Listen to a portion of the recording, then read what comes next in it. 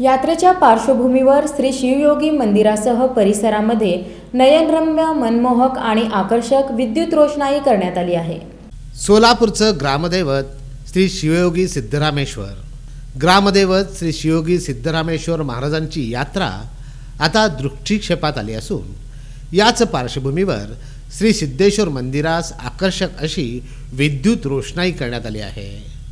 त्यामुळे हा सारा मंदिर परिसर उजळून निघाला आहे। सदर रोषणाईचं प्रतिबिंब तलावातील पाण्यात उमटत असल्यानं मंदिर परिसरात विहंगमय दृश्य सर्वांना पाहावयास मिळत आहे।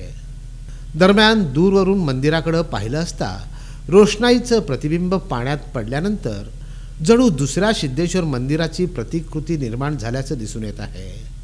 मंदिर समितीच्या वतीनं दरवर्षी ही रोषणाई करण्यात येत असते। यंदाच्या वर्षी ही रोषणाई केल्यानं भक्तांमध्ये आनंदाचं वातावरण दिसत आहे।